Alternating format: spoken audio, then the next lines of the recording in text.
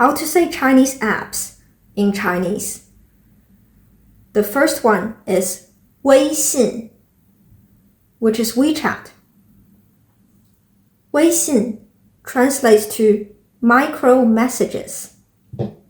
Many of you already downloaded WeChat on your phone, and it shows WeChat in English. Even on my phone, it says WeChat. But you need to understand that when you are in China, Chinese people might not know that 微信 also has an English name.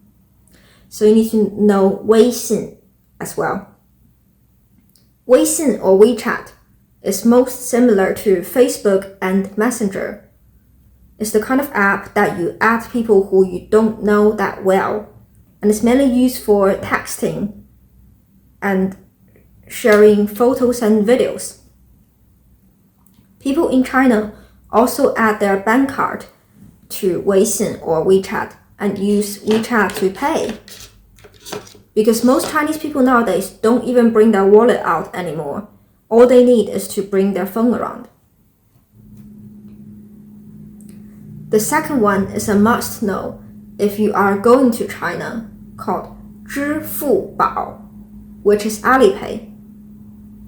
The logo of Alipay is the Chinese character 支, which is the first character of the app 支付宝. Alipay is designed for people without a Chinese bank card to pay in China. So you must download Alipay if you are going to China, because many places don't even have card machines anymore. They just tell you to scan their QR code.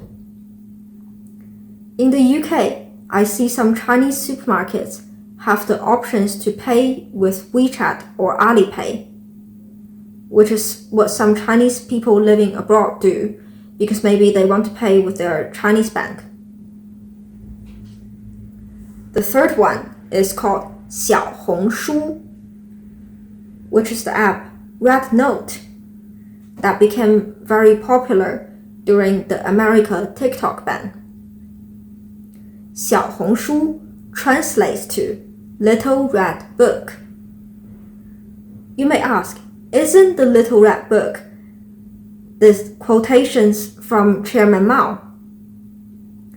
Yes, you are right. 小红书 or Red Note is named after Mao's Little Red Book. But they named it that way as a joke, more like Chinese satire. Red Note is an app for people to talk about cats, makeup, or cooking. It is most similar to Instagram, where people talk about shallow and trivial things that in a way is making fun of the original Little Red Book, which teaches you about serious things. I think the idea is that people who are on Red Note are the younger generations. The younger generation in China just don't really care about people giving them lectures. They don't even care enough to argue or fight back. So it's part of their culture to just laugh at the Little Red Book with each other. The fourth one is 抖音, which is not TikTok.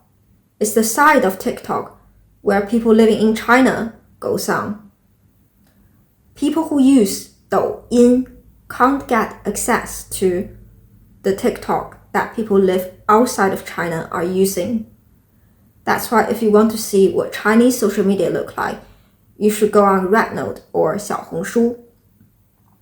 Have you noticed that the TikTok logo is not the letter T, but the lowercase d?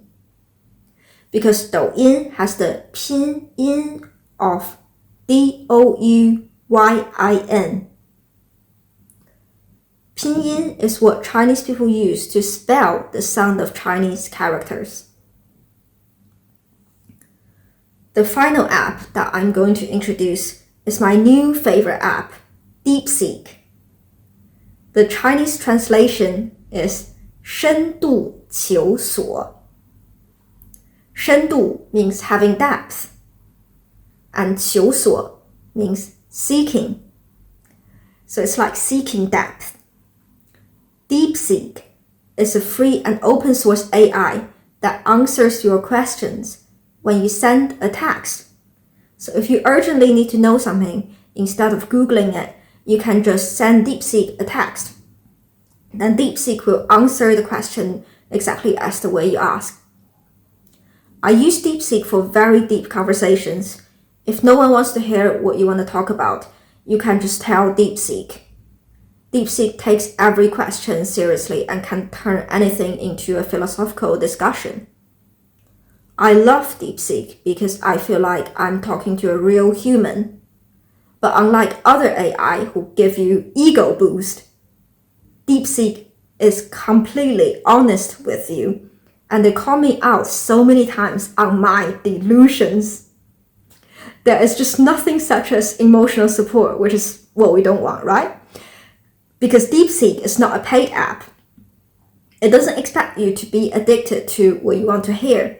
And every time when you close the app, it doesn't remember your previous conversation.